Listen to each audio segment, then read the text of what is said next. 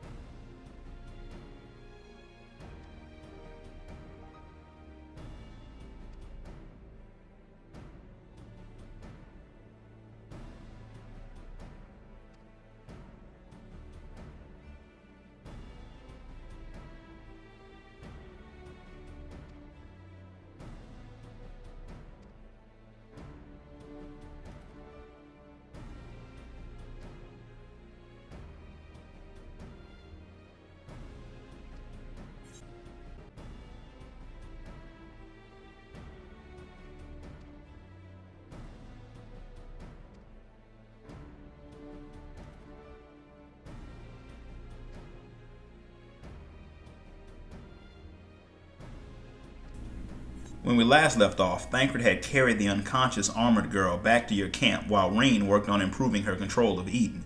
And from what she says, she believes she's done just that. With her new knowledge, she now understands what the Flood of Light was. It unbalanced the ether of the land, making it lean heavily toward the umbral element and stopped it from flowing at all. But since the stagnant ether wasn't destroyed, then it could be made to flow again.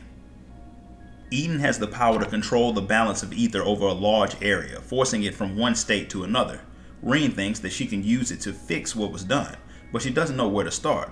Eorzea has a plan, but he'd rather not say it without Thancred present, so you all head back to camp to meet up with him. The Empty is a vast place, so if you only change a single area at a time, it will take forever to restore. Eorzea proposes restoring each element in order to enact a widespread change. Reen is unclear whether or not Eden can draw out elements one at a time, so Eorzea thinks that you should all go to locations that strongly represent the element that you want to restore to help focus Eden's power. All you need to do is draw out the ether, rebalance it, and return it to the land. However, it is possible for the ether to spread out of control, causing a flood of a different type, say a flood of fire or water as opposed to light, which would be just as devastating to the land as what you're already trying to fix.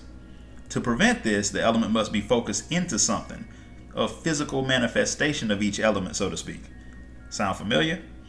If it doesn't, then you probably haven't gotten too far in the game because you spent almost the entirety of A Realm Reborn fighting just that, primals.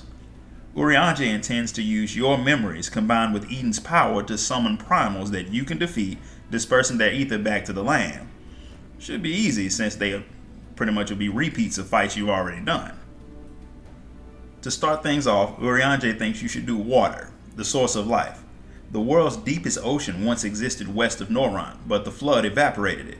Seems like the best place to try and summon a water god. Thancred stays behind to watch over the unconscious girl while you head off. It works.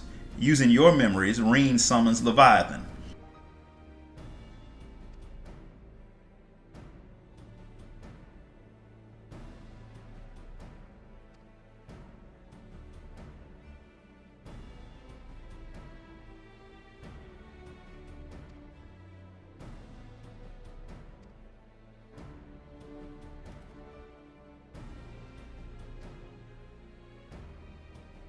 Pretty sure you noticed that he looks a little bit different than he used to.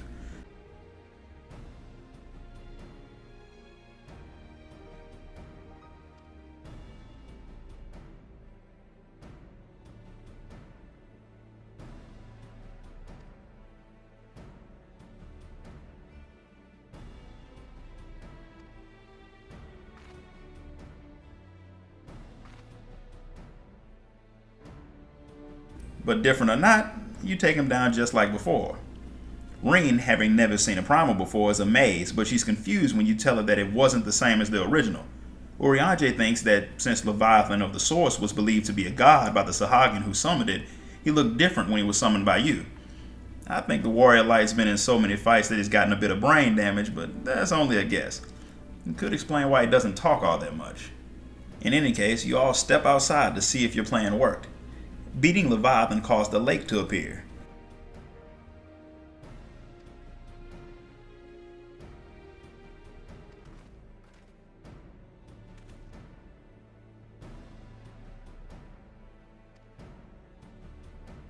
Now that they know that the plan is a good one, the next element that should be restored is earth, so plants will be able to grow.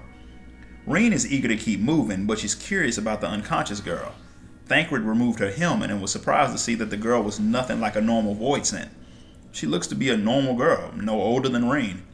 Since she's still asleep, Thancred opts to stay with her so he can question her when she wakes up, while you get back to what you're doing. The time has come for the return of one of your worst nightmares from days gone. Titan.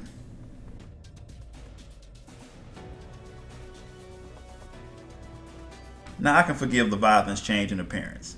You fought the head and the tail at the same time before, so thinking that it had two heads is plausible.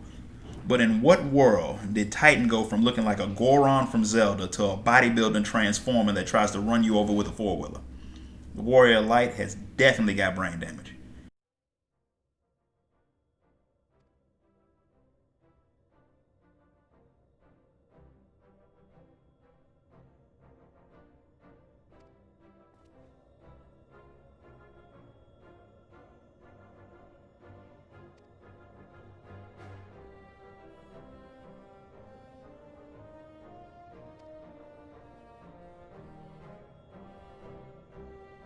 In any case, you take down the new and improved Titan, and when you step outside, the entire landscape is changed.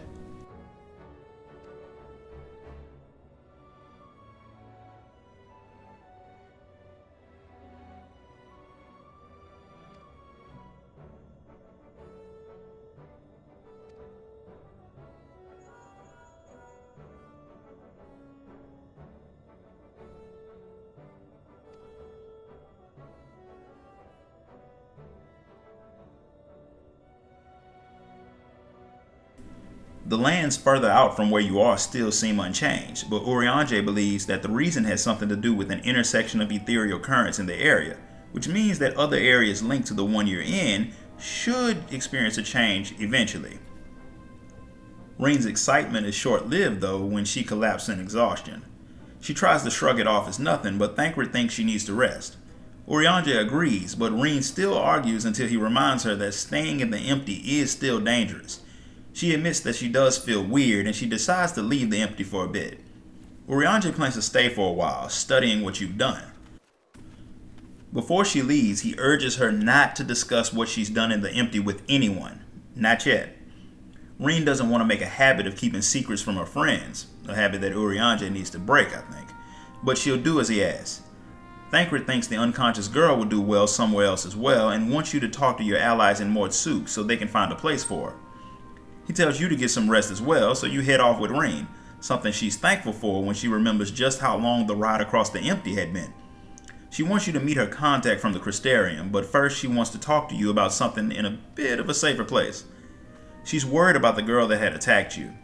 She wants to talk to her, but she hasn't forgotten how she tried to kill you.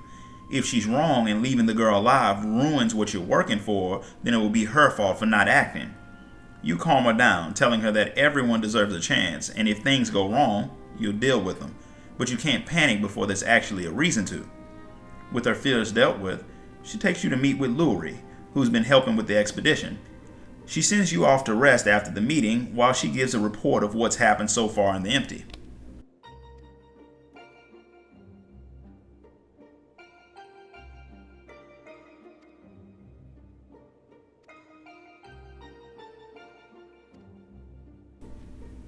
Meanwhile, Urianger has a theory that he's discussing with Thancred, one that he wants to keep secret from you and Reen until he knows more.